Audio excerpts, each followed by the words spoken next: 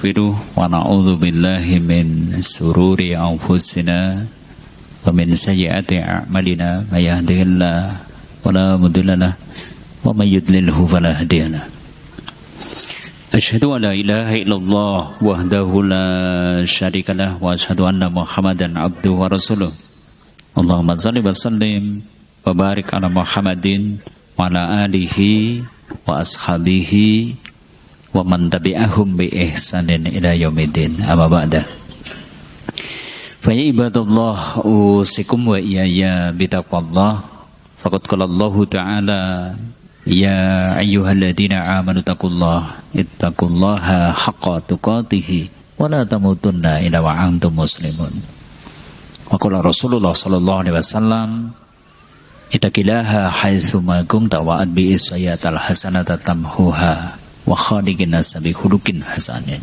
Sadaqallah wa sadaqa rasul karim. Bapak Ibu, saudara-saudari, kaum muslimin dan sadaqallah. Pernah sholat dan sholatnya salah, punaten apa dereng? Apa yang dilakukan? Apa yang dilakukan? Dibaleni maning. Kayak gitu? Ya, kadang kayak gitu. Malah mungkin kalau dalam sholat jamaah imamnya delingna orang ngerti-ngerti nek salah loh, oke bubar baik ya sholatnya gitu kan. Jadinya sholat dewek-dewek gitu kan dan seterusnya. Nah, dari situlah kayaknya kok penting nih hari ini kita coba sesekali kita bahas sedikit masalah fikih. Kita akan bicarakan tentang sujud sahwi. Pernah melakukan? Pernah melakukan? Gimana? Caranya gimana? Nah, nanti sambil kita bahas ya, sambil kita bahas ini nanti kita kali. Ya baik, Bapak Ibu kaum muslimin, ini kayaknya yang akan kita coba bahas di kesempatan sore hari ini. Semoga bisa menjadi ilmu yang bermanfaat supaya nanti ketika tadi kadang kita sholat keliru, ada kurang atau makan ditambah gitu kan. Sing kudune 4 rakaat dadi 5 rakaat. Gitu kan, sing kudune 4 rakaat gur 3 rakaat misalnya dan seterusnya. Nanti solusinya bagaimana ya. Baik, ini yang akan kita bahas. Sebelumnya salawat serta salam semoga senantiasa tercurah kepada uswah kita, teladan kita Rasulullah Muhammad sallallahu alaihi wasallam beserta keluarganya, sahabatnya dan juga orang-orang yang siqah dalam dinul Islam ila yaumil qiyamah ya. Bapak Ibu kaum muslimin, sebelum kita bahas sujud sahwi, kayaknya ada sesuatu yang harus kita ketahui terlebih dahulu itu. Yaitu apa? Mengenal mana-mana rukunnya sholat, mengenal mana-mana fardunya sholat, mengenal mana-mana yang merupakan kesunahan-kesunahan dalam sholat. Karena nanti kaitannya dengan sujud sahwi itu harus paham ini dulu. Mana rukun sholat, mana fardu sholat, mana kesunahan dalam sholat. Sakit dipahami? Oke, sekarang kita coba yuk kenalan dulu.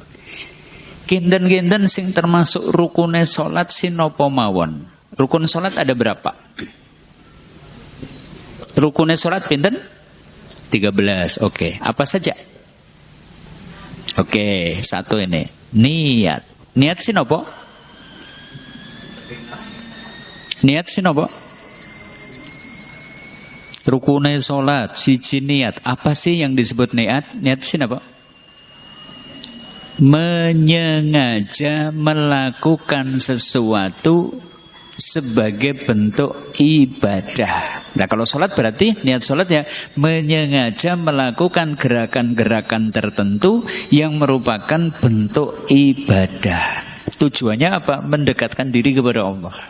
Ini jenenge niat. Makanya an-niyatu amalul qalbi. Niat itu amalan batin.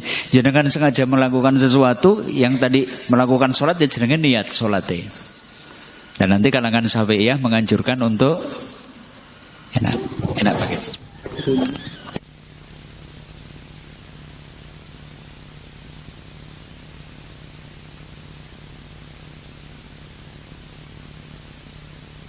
Untuk dilafatkan gitu kan, karena supaya lebih mantep itu dilafatkan. Ya mungkin ada yang usoli dan seterusnya itu kan, tapi aslinya niat itu letaknya di mana? di hati. Berarti jenengan kok sengaja melakukan gerakan takbir dan seterusnya. Oh ya berarti niat sholat. Nah, tinggal nanti niatnya sholat nopo sholat sunnah, nopo sholat fardu, nopo dan seterusnya. Ini niat. Ya. Rukun kedua, nopo? Apa? Berdiri dulu. Berdiri bagi yang mampu. Terutama kalau dalam sholat fardu ini menjadi rukun berdiri. Hafidhu ala sholawatil wusta wa ala sholati wa sholatil wusta wa qumu lillahi qanitin. Nah di situ ada perintah wa qumu lillah dan berdirilah. Oh berarti sholat niku asline didhawuhi kanthi jumeneng. Sholat itu dengan berdiri. Kecuali gerah sehingga tidak mampu untuk berdiri saged kalih lenggah bewis kangelan saged kanthi turun. Nah kecuali sholat sunnah sekalipun sehat nanti boleh sambil duduk. Tapi kalau sholat fardu berdiri. Rukun yang ketiga niat berdiri, kemudian ya takbiratul ihram. Oh berarti nek tiyang kok pun ngucapke takbir Allahu Akbar. Takbir yang pertama dalam sholat ikhram. Ikhram itu berarti nanti sudah segala sesuatu di luar gerakan dan bacaan sholat itu menjadi haram untuk dilakukan. Lah nek kok jenengan ngantos ngucap utawi melakukan gerakan yang bukan bagian dari sholat, sholatnya nanti bisa batal. Makanya sejak takbir ya kudu nopo sing medal saking lesan wujudnya nopo bacaan sholat. Mboten kenging kok mangke nopo sholat jenengan terjemahkan kalih bahasa Indonesia nggak boleh. Allahu Akbar, Allah Maha Besar. Batal. Justru jadi batal. Alhamdulillahi Rabbil Alamin. Segala puji bagi Allah Tuhan semesta alam. Nah, jenengan ngucap seperti itu dalam sholat gimana? Batal. Sami Allahu liman hamidah. Allah maha mireng tiang-tiang ingkang muji. Ya. Lah, jenengan mengucap seperti itu justru batal. Makanya sejak takbiratul ihram berarti gimana? Tidak boleh ada ucapan, tidak boleh ada gerakan kecuali kaitannya dengan sholat. Nah, mongko nek wujudnya kok gerakan-gerakan gara-gara gatel garuk-garuk ya gitu masih ditolerir gitu kan. Tapi jenengan kok gawe gerakan-gerakan sing celeneh gitu kan. Misalnya tes ruku gitu kan, kemudian nganggo ndaplang disit terus niku sami Allahu liman hamidah ya nggak boleh gitu di luar sholat itu berarti. Ini takbir dimulainya dari takbir itu sudah nggak boleh tadi bacaan atau pergerakan di luar sholat. Nanti batas akhirnya apa? Salam. Dan nek wis salam lah monggo arep ngendikan apa ya boleh. Makanya nanti hati-hati jangan berdoa di dalam salat nganggo bahasa Indonesia misalnya. Lah wong niku kan anggar sujud tirose kan ngadah-ngadah donga. Lah ketika sujud dongane kepripun? Subhana rabbiyal a'la, subhana rabbiyal a'la, subhana rabbiyal a'la. Ditambahi sebaban wage kepengen duwe vario Allahumma kula nyuwun vario. Boleh? Boleh? Enggak boleh gitu kan. Jadi doa ya doa-doa yang masuk, enggak boleh pakai bahasa Indonesia. Kepengen rezeki omber ya Gusti Allah kula nyuwun dipun paringi rezeki sing omber. Batal. Kalau nanti mengucap kalimat seperti itu batal. Gitu ya, sejak takbir sampai salam. Rukun yang keempat, ya membaca surah Al-Fatihah. Ini rukun. Nek enten wong salat kok mboten mau surat Al-Fatihah kepripun? Mboten sah, tidak disebut salat. Karena la sholata liman lam yaqra bi Fatihatil kitab. Ora ana salat kanggo wong sing mboten maos Al-Fatihah. Mila kudu niki, Al-Fatihah niku kudu bisa. Kudu saged, kudu bener. Syukur niku makhraje bener, tajwide bener dan seterusnya. Ini yang keempat. Kemudian rukun yang kelima, rukun sholat yang kelima. Apa? Nah, betul. Ruku sih apa? Ruku sih apa? Melakukan gerakan menundukkan badan sehingga punggung itu rata, kepala sejajar dengan punggung dan seterusnya. Itu namanya ruku. Gerakan ruku itu termasuk rukun. Adapun bacaannya itu adalah fardu. Jadi ketika ruku jenengan mengucap subhana rabbiyal adzim, maka rukuknya adalah rukun, ngucap subhana rabbiyal adzim itu fardu. Napa? Fardu. Lah kok jenengan mau subhana rabbiyal adzim ping 3 niku sunnah. Oh, berarti teng salat niku ada rukun, ada fardu atau wajib, ada sunnah. Nah, nanti contohnya gitu. Jadi rukuk itu rukun. Setelah rukuk yang ke-5, 6 gimana? I'tidal. Ini juga rukun, bangun dari rukuk. Ya. Kemudian sujud dengan 7 anggota badan, dahi, 2 tapak tangan, 2 lutut, 2 ujung-ujung kaki. Itu 7. Ya. Sujud ini rukun. Ke-8 duduk di antara 2 sujud. Ini juga rukun. Harus ada. Kalau enggak nanti sholatnya berarti tidak wujud.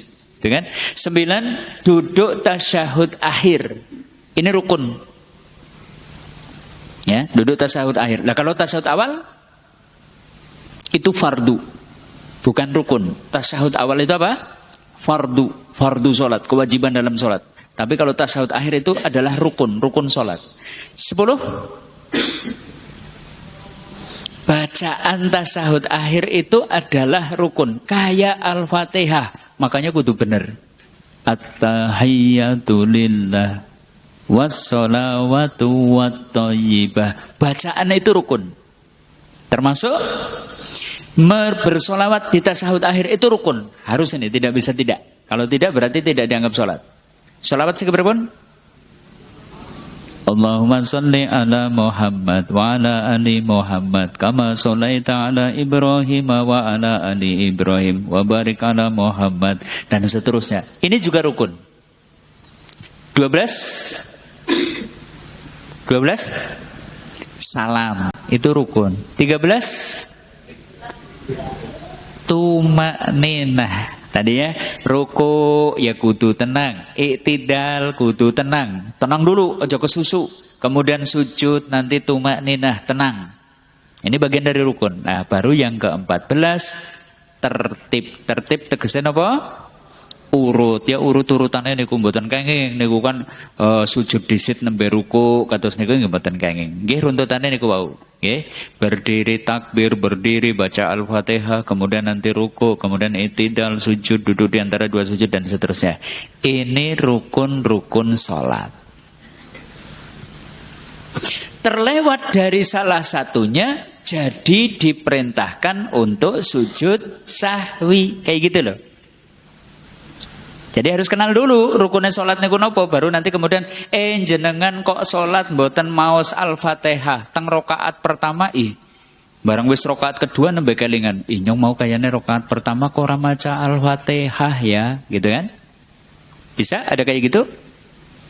Saged? Sholat rakaat pertama mboten maos Al-Fatihah, gur macane langsung suratan, kelingan-kelingan barang wis rakaat kedua. Nah, nang rakaat kedua nembe ngatan, mau kayane aku kok ora maca Al-Fatihah apa ya, gitu kan. Berarti apa yang dilakukan? Apa yang dilakukan? Ya mengko dhisit kok ngerti-ngerti sujud sahwi. Salate ulangi napa dilanjut? Jadi begini, kalau kasusnya seperti itu, karena ini Al-Fatihah itu adalah rukun, rakaat pertama tidak dihitung, jenengan kemudian melakukan rakaat kedua, rakaat ketiga, baru kemudian tahiyat, kemudian nanti rakaat keempat itu dihitung sebagai rakaat ketiga, rakaat kelima nanti dihitung sebagai rakaat keempat, nanti kemudian salam dan ditutup dengan sujud sahwi. Kayak gitu. Bisa dipahami? Tadi berarti sholat yang tidak ada rakaat yang tidak ada Al-Fatihahnya keberapa? Tidak dihitung. Seperti itu contohnya, gitu kan? Lagi-lagi nih, kelalen ora ruku, ngerti-ngerti sujud. Allahu Akbar sujud. Apa yang kita lakukan? Apa yang kita lakukan? Kelingan ketika sudah kayaknya ki kurung rukuk apa ya. Nah, yang seperti ini jenengan segera bangkit lagi, kemudian takbir dan rukuk. Itu ya, langsung didandani, gitu kan? Rukuk baru kemudian i'tidal, sujud dan seterusnya. Lah nanti kemudian karena ada kekurangan, tutupi dengan sujud sahwi sebelum salam. Sujud sahwi berapa kali sujud? Berapa kali sujud?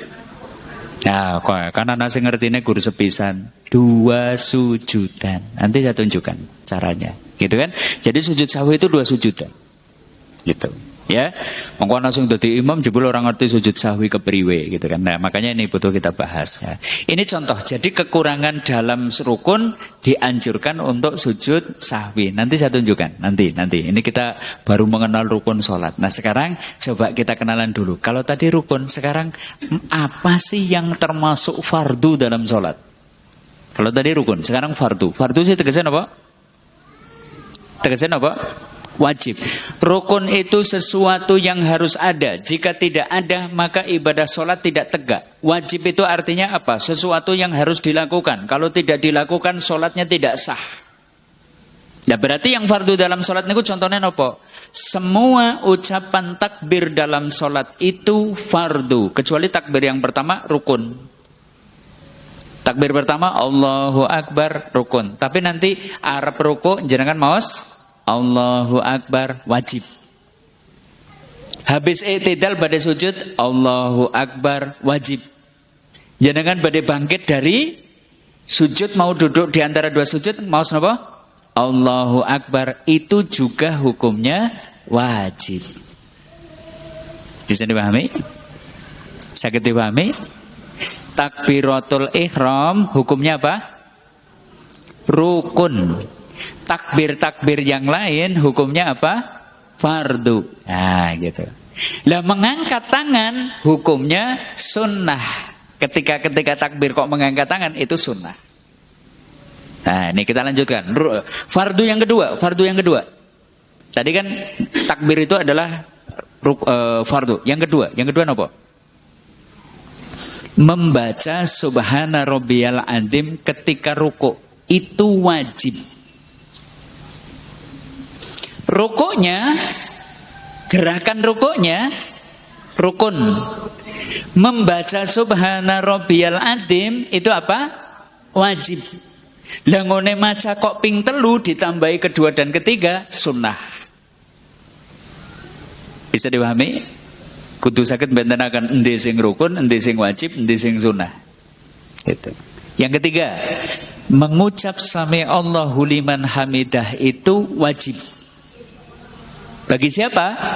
Imam. Bagi siapa? Yang sholat sendirian. Adapun bagi makmum tidak wajib. Berarti nanti kalau dalam sholat jamaah sing ngucap sami Allahu liman hamidah sinten? Imam. Lan jenengan kantun jawab, ya. Jawab ketika i'tidal, jawab napa? Rabbana walakal hamdu. Atau Rabbana lakal hamdu. Artinya napa? Sami Allahu liman hamidah artinya napa? Ayo, 50 tahun sholat turun ngerti artinya sami Allahu liman hamidah. Napa? Sami Allahu liman hamidah artinya apa? Allah Maha mendengar orang-orang yang memujinya. Maka begitu i'tidal tercapai, kita ngucap Rabbana walakal hamdu, duh Gusti dumateng panjenengan segala puji. Nah, gitu. Ini fardu. Ya. I'tidalnya, gerakan i'tidalnya itu rukun, bacaan Rabbana walakal hamdunya itu adalah wajib. Lah kok jenengan nambahi Rabbana lakal hamdu hamdan katsiran thayyiban mubarakan fi, sunnah. Tambahannya itu sunnah. Nah, seperti itu. Termasuk yang kelima, melafadzkan subhana rabbiyal a'la ketika sujud, itu juga wajib. Setidaknya yaitu tadi 1 tasbih. Jenengan niku sujud rukun, mau subhana rabbiyal a'la itu adalah wajib. Lah kok jenengan mau seping 3 itu kesunahan. Yang keenam, melafadzkan Robbi firli ketika duduk. Robbi firli, Robbi firli, Robbi firli. Tok kados niku boleh. Wajib.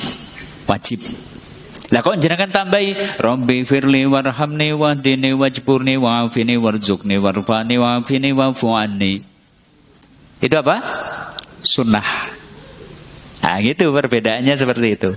Duduk untuk, nah ini duduk tasyahud awal wajib.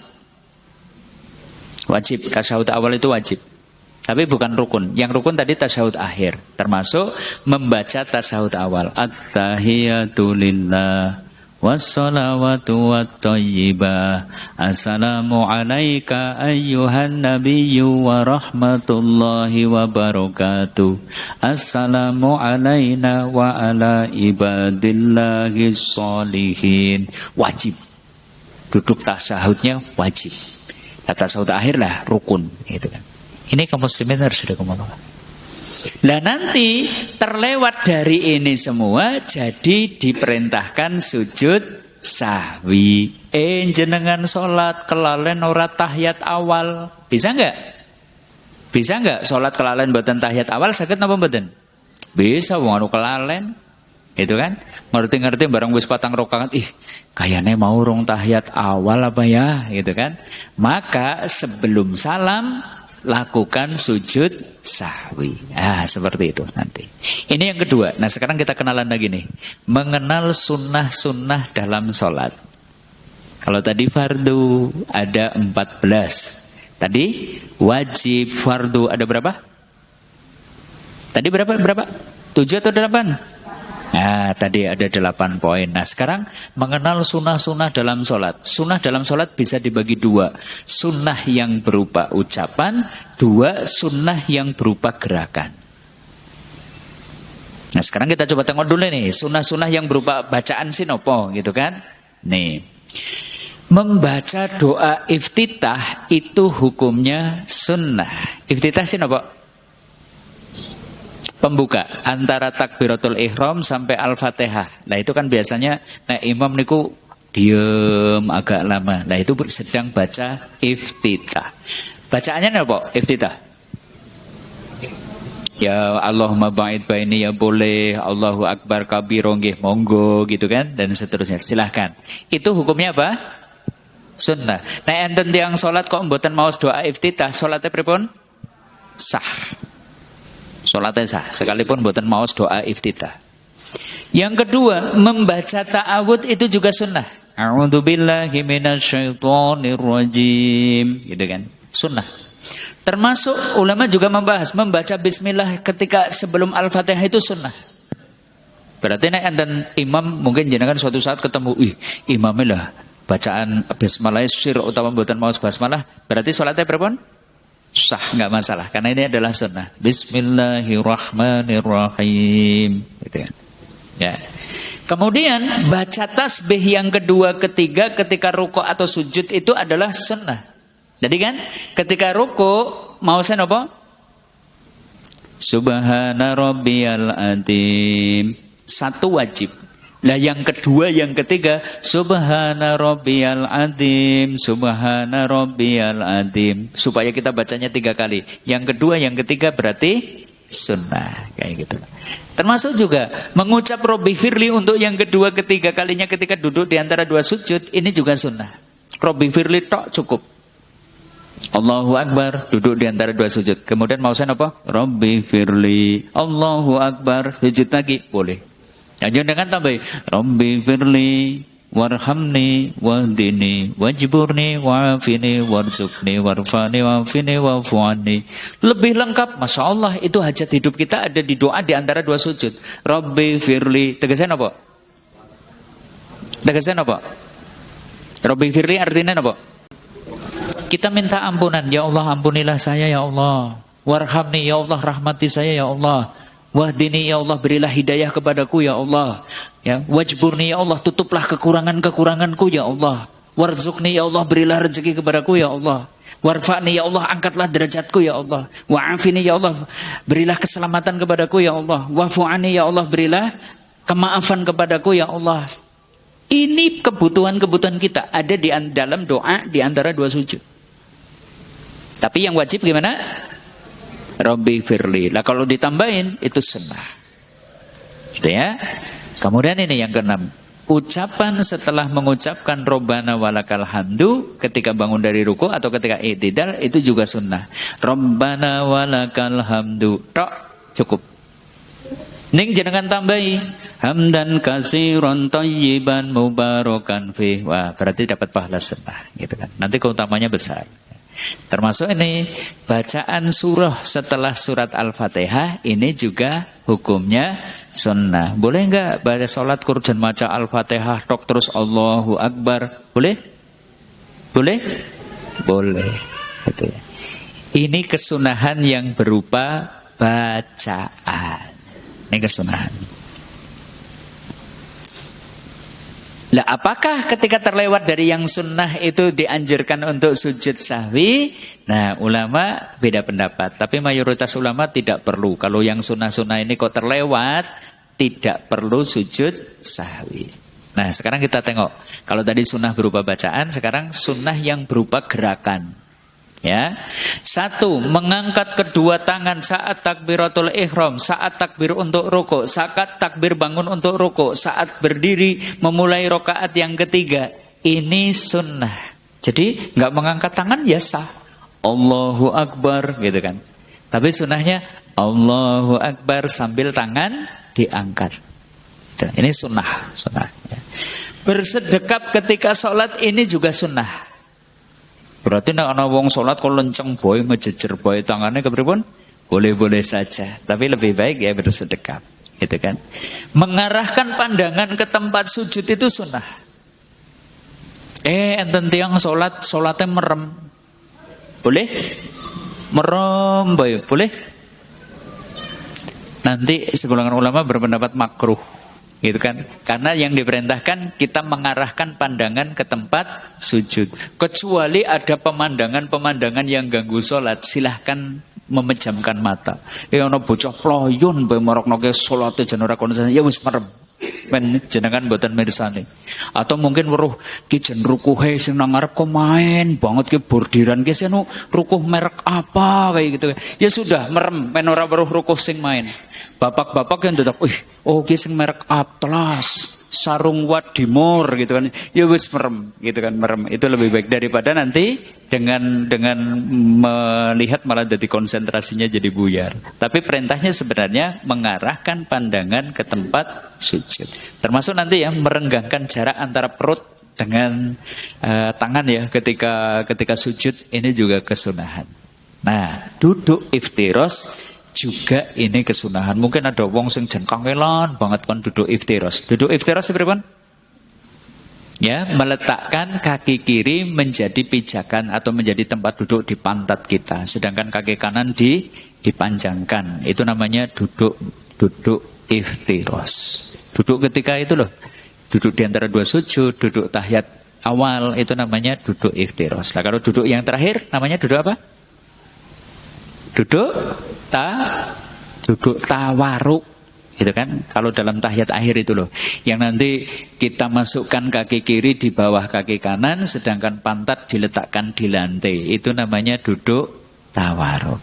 Inilah perkara yang rukun dalam sholat, fardu dalam sholat, dan sunnah-sunnah.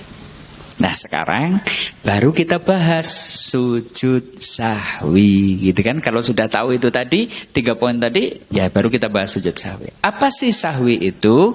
Sahwi artinya lupa dari sesuatu. Adapun sujud sahwi berarti sujud yang dilakukan di akhir sholat atau setelahnya. Jadi sujud sahwi itu bisa nanti kondisinya 2, sak derenge salam, saged sak sampunipun salam. Masing-masing ada syaratnya. Ya. Untuk menutupi kekurangan karena tertinggalnya sesuatu yang diperintahkan. Tadi misalnya kudune maca Al-Fatihah, ora maca Al-Fatihah. Kudune tahiyat awal, mboten tahiyat awal, gitu kan? Kudune sing jenenge sujud niku nggih serakaat ping kalih. Niki serakaat nembe sujud sepisan wis munggah dan seterusnya. Berarti ada pengurangan. Atau justru penambahan, kudune 3 rakaat salat maghrib, malah salate 4 rakaat. Nah, maka dianjurkan untuk melakukan sujud sahwi. Asal pengurangan atau penambahan itu terjadi karena tidak disengaja. Adapun jenengan kok sengaja, alah salat maghrib kok tanggung temen ya gur ping 3 lah nyong arep ping 4 kayak gitu kan. Nah, yang seperti ini lah ora perlu sujud sahwi, apa sih? Salatnya batal. Ora kanggo salat, ora kanggo anggere anu nguja gitu kan. Wa madaka, lalu kepriwen sih gitu kan. Nabi malah bertanya, kaget, lalu kenapa kok deng salat ditambah? Qalu sholaita khamsan, sakwau panjenengan niku salate gangsal rakaat ya Rasulullah. Ternyata Nabi tidak sadar bahwa sholatnya itu 5 rakaat itu ternyata tidak tahu gitu kan. Maka Nabi lajeng ngendika, innama ana basarum mislukum sak temene ingsun ki yo kaya sira kabeh. Adkuru kama tadkuruna, gitu kan. Saya itu manusia sebagaimana kalian, saya bisa ingat sebagaimana kalian ingat, wa angsa kama tansauna, dan saya juga bisa lupa sebagaimana kalian lupa. Oh, berarti Nabi niku salat gangsal rakaat niku sebab kelalen. Maka summa sajada sajdai sahwi, maka beliau kemudian bersujud dengan 2 sujudan sahwi. Sujud sahwi. Ini latar belakangnya, dulu-dulunya gitu. Ya, karena Nabi dibikin lupa sama Allah, ya itu tadi tujuannya supaya menjadi toladan bagi umatnya, ngembenek umatnya salah supaya kemudian ngerti, anggar salah ya berarti kari sujud sahwi, gitu kan. Anu sholat 4 rakaat jadi 5. Latar belakang yang kedua, sebab setan niku ada yang tugasnya khusus ngerusak sholat. Dados enten dokter spesialis bedah, enten dokter spesialis saraf, jebul setan ya ana sing setan spesialis sholat. Kerjane napa? Yang ngerusak, ngganggu wong sholat tok. Ora pegawaian dia wis ana setan khusus. Setan spesialis pasar namanya Zaknabur. Ya kerjane nang pasar. Ana setan sing kerjane niku memprovokasi men wong ki gampang jengkelan, jenenge Dasim. Spesialis provokator. Ada ya provokator gitu kan. Sehingga kemudian jan ibune ngene masak wis geprek banget terkasa-rekasa, malah masaknya kasinen. Nah, Dasim itu kemudian kelitiki bojone men jengkel. Wah, suaminya kemudian marah-marah kur gara-gara napa? Masak kasinan. Itu pekerjaan Dasim. Tapi kalau untuk urusan sholat ada namanya khonzab. Siapa? Khonzab itu siapa? Setan spesialis sholat. Berarti khonzab SPS. Kan gitu ya. Kalau dokter kan gitu kan. Dokter apa? Dokter Yuda SPB, spesialis bedah. Gitu kan. Lagi naik khonzab SPS. Khonzab setan spesialis sholat. Nah, disebutkan ceritanya gini. Idza nudiya bil adan adbaro syaiton lahu duratun hatta la yasma al adana. Ketika dikumandangkan suara adzan, setan itu kemudian lari menjauh. Bahkan lahu duratun, sambil terkentut-kentut. Oh, berarti setan ngentut. Ini kalimatnya. Setan itu ngentut, tujuannya apa? Supaya suara adzan itu tidak kedengaran. Berabat dut. Mungkin kayak gitu, mungkin gitu kan. Saya sih nggak tahu kentutnya setan kayak apa, saya nggak tahu. Tapi disebutkan gitu, bahwa ternyata setan itu lahu duratun, dia itu terkentut. Hatta la yasma'al adzan, sampai tidak dengar suara adzan. Pokoknya berabat lunga, nah ada suara adzan. Tapi faida kudiyal uadanu akbala, begitu adzan selesai dikumandangkan, balik lagi ke sini. Cepet banget sing jenenge setan, pelayone iki cepet banget, mungkin begitu berobat nganti tekan laut selatan, begitu rampung adzan berobat mlebu maring eneh maning. Nanti faida suwiba biha adbaro, begitu dikumandangkan iqamat berobat lunga maning. Wa ida qudiyatus wibu taswibu akbala, begitu kumandang qomat itu sudah selesai, balik lagi. Nah, kemudian yahturu bainal mar'i wa nafsihi, dia menyusup di antara orang dengan jiwanya, dengan hatinya, sehingga kemudian ketika sholat dibikin ingat ini itu. Yang kulu, si setan itu kemudian gerisiki, kelingan kie, kelingan kie, kelingan kie, kelingan kie. Diingat-ingati oleh setan. Yang sering saya contohkan. Juwana ge kemplepek arep lunga maring Banjar, golet kontak ora ketemu-temu. Jen bareng takbir Allahu Akbar, kayana sing nudoki kontake nang dhuwur kulkas. Oh iya, age salat dadak oh iya gitu kan. Nganti sing nang jejere kaget, iki wong sing salate ngapa wong salat kok oh iya kayak gitu. Jebel anu dikrisiki sinten? Setan, kontake nang dhuwur kulkas. Saya tanya, begitu ingat kontake nang dhuwur kulkas, salate dadi khusuk napa mboten? Apa wis ketemu lah sing nyong arep salat khusuk kayak gitu kados niku? Mboten, malah dadi kelingan. Nyong mau goleti kontake anu niate arep maring pasar Banjar. Aku niate arep tuku gelas lah, gelasnya kok anu garis setengah dosen tok kudu tambah maning. Mengko bar tuku gelas niate aku mampir ke sebelah lor ana bakul cendol. Lah aku arep tuku dawet lah, nakana lah. Bar tuku dawet lah mengko bar pegang pasar nyong arep mampir maring ngene Bekayune kenang Kutaringin. Wong jere esuk minggu anu arep kondangan maring Purwokerto. Sing esuk kondangane sing nganggo klambi apa ya? Gitu kan, nyarter mobil siapa ya? Dia amplope ki arep depulna dadi siji apa arep aweh dewek-dewek. Coba bayangkan dari golet kontak nganti kondangan, nganti tekan cendol, nganti tekan arep nganggo klambi apa, kelingan kabeh. Sehingga apa? Dia kemudian lam yadri ahadukum kan sholat. Orang ngerti salate wis pirang rokangat. Sirong rokangat apa telung rokangat ya gitu. Cok kados niku napa mboten? Cok kados niku napa mboten? Kalau kayaknya malah saben dina kayak gue. Seperti itu. Maka kalau ditimpa keraguan seperti itu, ya sudah jenengan mantapkan. Misalnya, ki loro apa telu ya? Wis jenengan mantapkan loro. Berarti nopo? Jenengan tahiyat awal kemudian bangun. Lah nanti gimana?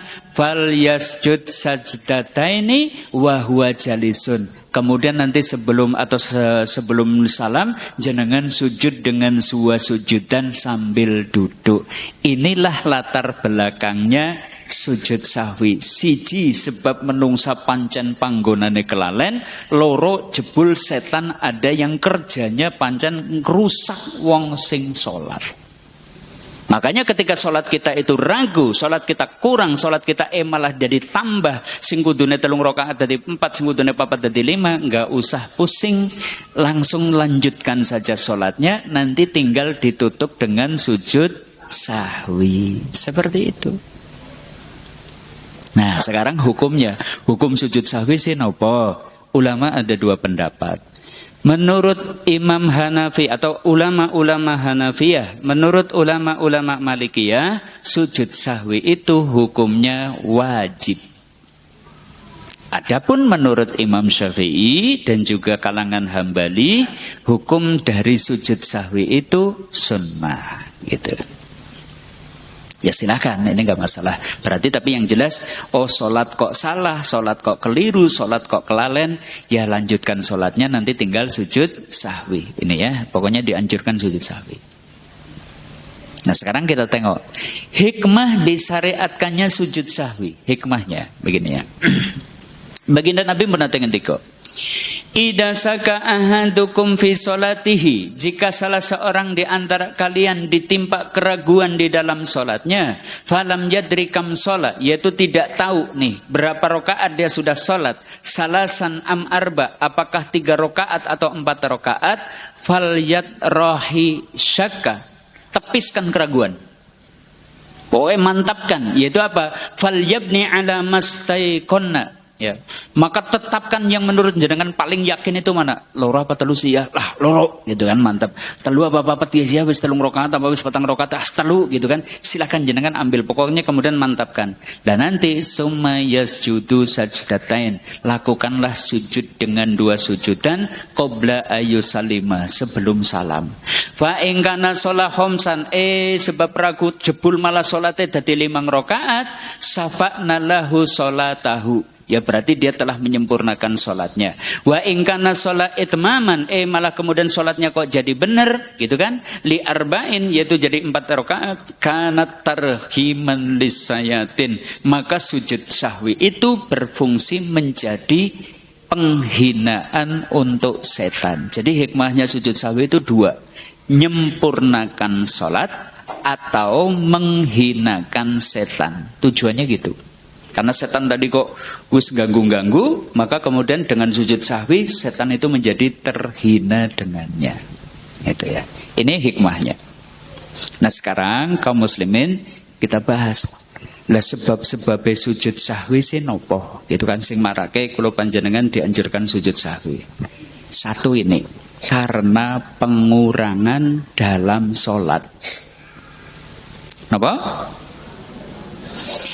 Bisa pengurangan dalam rukun sholat, bisa pengurangan dalam fardu sholat, bisa pengurangan dalam sunnah-sunnah sholat. Maka ini jadi diperintahkan sujud sahwi. Contoh, sekarang 1 dulu. Pengurangan rukun sholat contohnya. Rukun wawon apa mawon? Rukun sholat apa mawon? Tuh, terus kelalen gitu kan. Pinten wau, cacai pinten? 14 itu kan. Contoh nih. Lupa 1 rukun, teringat sebelum Al-Fatihah di rakaat berikutnya, maka ia harus mengulang rukun yang tertinggal kemudian sahwi di akhir sholat. Ini kaidah 1. Contoh, lupa 1 rukun. Jenengan kelalen urung ruku. Gitu kan? Padahal pun sujud dereng ngantos Al-Fatihah rakaat kedua. Berarti jenengan langsung bangkit untuk bangun dulu, kemudian rukuk melih, iktidal, kemudian sujud, kemudian duduk di antara 2 sujud dan seterusnya lanjutkan sholatnya. Dan nanti di akhir sholat lakukan sujud sahwi. Kelalen ora rukuk. Bisa dipahami? Ini karena rukuk itu adalah rukun. Gitu kan. Atau ini lupa 1 rukun teringat setelah Al-Fatihah rakaat berikutnya, maka rakaat yang kurang tidak dihitung. Tadi yang saya contohkan. Wis mlebu rakaat kedua, wis maca alhamdulillahirabbil alamin, bareng ngucap alhamdulillahirabbil alamin dadi kelingan. Mau kayane rakaat pertama nyong ora maca Al-Fatihah apa ya, gitu kan. Maka rokaat yang pertama tadi jangan dihitung. Berarti rokaat kedua dihitung rokaat pertama. Lah nanti tutup dengan sujud sahwi. Bisa dipahami? Contohnya kayak gitu. Atau yang ketiga, kurang rokaat, teringat setelah salam. Bareng wis rampung salam, Grenang kepak imam, kayaknya ki salate kok mau nembe 3 ya, padahal salat isya itu kan. Imame kelalen, makmume ya jenuran ana sing kemutan, bareng kemutan ki wis salam pada grenang. Ibu-ibu sing madan ngerti nang mburi madan kelingan ning arep ngelingna wong anu adoh nang mburi. Dadine bareng wis salam nembe pada gemrenang. Pak Imam niki kok ketinggalan salate nembe 3 rakaat apa nggih? Bapak-bapak, apa iya gitu kan. Lah apa yang dilakukan? Ya sudah, begitu selesai jenengan imam bangkit lagi. Yuk salat melih. Tambahi 1 rakaat. Allahu Akbar, baca Al-Fatihah, kemudian rukuk, kemudian itidal, kemudian sujud, duduk di antara 2 sujud dan seterusnya, tahiyat lagi. Lah nanti sebelum salam jenengan sujud sahwi. Bisa dipahami? Ini contohnya, dalilnya gitu kan? Sholat bina Rasulullah Sallallahu Alaihi Wasallam. Dulu kami pernah sholat bersama Rasulullah Sallallahu Alaihi Wasallam ihda sholati. Ya satu sholat lah. Ini perawinya lupa, entah ini sholat isya atau sholat duhur, entah sholat asar. Yang jelas itu sholat 4 rakaat. Ya. Yang mana kemudian fasalama fi rakaatain. Nabi itu salam di rakaat kedua. Jadi nembe sholat 2 rakaat kemudian tahiyat awal Nabi itu langsung salam. Assalamualaikum warahmatullah. Assalamualaikum warahmatullah. Summa atajidaan fi qiblatil masjid. Nah, setelah itu Nabi itu langsung menuju ke pokok korma yang ada di depan masjid. Wajah beliau itu nampak sedang tidak enak, nampak sedang marah. Padahal pada waktu itu ada Abu Bakar, ada Umar, nggak ada yang berani nanya kepada Nabi. Kenapa? Karena wajah beliau nampak lagi tidak suka. Nah, tiba-tiba fakhoroja saro'anun nas kusiratus salat. Orang-orang kemudian menduga, oh kayane kianu salate dikosor, papat dadi loro. Maka faqala Dzul Yadain, ada seorang yang julukannya Dzul Yadain yang memiliki 2 tangan, dia langsung bertanya, wanita kon karo Rasulullah, ya Rasulullah, aku siratis shalah amnasita. Ya Rasulullah niki salat pun dikosor nopo pancen panjenengan kelalen, gitu kan. Ini tanya Dzul Yadain kepada Rasulullah seperti itu. Wa nadara Nabi sallallahu alaihi wasallam yaminan wa simalan, maka Nabi itu kemudian memandang ke kanan dan ke kiri, geligat maksudnya takon lanu kepriwe sih, gitu kan, kok salat dikosor. Maka kemudian Dzul Yadain itu kemudian mengatakan, ya Sodako ya Rasulullah lam tusalli ila rakaatain. Nggih ya Rasulullah, sakwau panjenengan niku salate niku gurung rakaat lajeng salam, padahal niku salat duhur, gitu kan. Maka kemudian fasalla rakaatain, beliau kemudian bangkit salat 2 rakaat lagi, summa kabaro kemudian beliau bertakbir, summa sajada kemudian beliau bersujud, summa kabaro kemudian beliau bertakbir, farofa'a summa kabaro fasajadu summa kabaro warofa'a. Lah kemudian beliau itu tadi ya kemudian nambah 2 rakaat salat, kemudian sampai tahiyat, lah kemudian beliau nambahi dengan 2 sujudan, yaitu sujud sahwi. Contohnya kados niku. Jadi ora terus salat lagi bubar ki lho, imame petau ora lho. Wong salat 4 kurung rakaat. Ya wajar sing jenenge wong ya kadang anu age kelalen genah age kelingan urung tayang ngangsur gitu kan. Ki cicilane pirang-pirang dadi salate ki ora genah gitu kan, kudune 4 dadi 2. Lah nanti enggak usah kemudian bubar salat wis enggak ditambahi, mengko kemudian ditutup dengan sujud sahwi. Saged dipahami? Oke, sementara poin 1 dulu nih, sudah jam 5 lebih, yaitu sujud sahwi dianjurkan karena kekurangan dalam sholat. Tadi kekurangan bisa kurang orang maca Al-Fatihah, kurang mungkin tahiyatul awal ya. Tidak duduk tasyahud, maaf ya, tasyahud awalnya tidak duduk tasyahud gitu kan, atau mungkin rokaatnya yang kurang, maka nggak masalah. Sholat dilanjutkan dan kemudian ditutup dengan sujud sahwi. Kekurangannya nanti ditambah. Ada yang mau bertanya? Iya Ibu, silakan. Waalaikumsalam warahmatullahi wabarakatuh.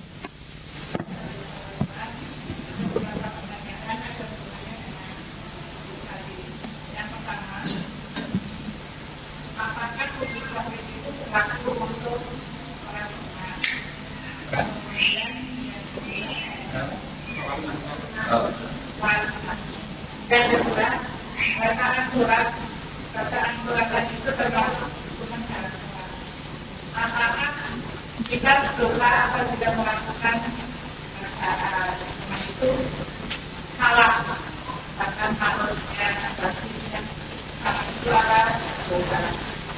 Kemudian yang ketiga, apa jika imam itu imam melakukan kesalahan, tetapi di akhir namun salam tidak melakukan sujud sahwi. Apakah yang dilakukan makmum, misalkan makmum mau melakukan sujud sahwi, itu boleh atau tidak? Dan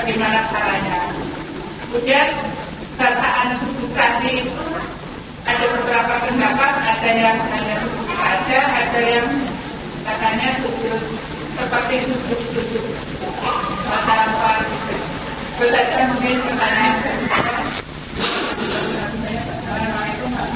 Waalaikumsalam. Baik, alhamdulillah wassalatu wassalamu ala Rasulillah la haula wala quwata illa billah. Yang pertama terkait dengan salat sunnah ketika salah, apakah juga dianjurkan sujud sahwi? Semestinya demikian. Iya juga. Ya. Dua. Tadi gimana? Yang kedua? Oh ya, bacaan suratan kalau salah apakah dosa? Kalau salah makhraj, salah tajwid, kalau sengaja dosa. Tapi kalau lawang yang anu tayangnya kayak gue tok, ora tayang bedakna sin karo saben ora tayang kok gitu kan. Malah melu tahsin wis nganti pirang-pirang tahun nganti bengel tok ora tayang-tayang. Ya wong anu tayangnya kayak gue ya kepriwe maning enggak masalah gitu kan. Tapi kalau orang yang tidak pernah belajar lah nanti dosanya karena tidak belajar gitu kan. Tapi berusaha gitu kan. Kalau ternyata kok tidak benar tadi tidak dosa dan tetap sah sholatnya seperti itu. Kemudian yang ketiga. Oh gitu.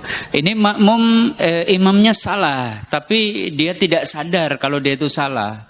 Jane salate ping 3 wis salam ning delingna nyung bener kono wis papatku ya gitu.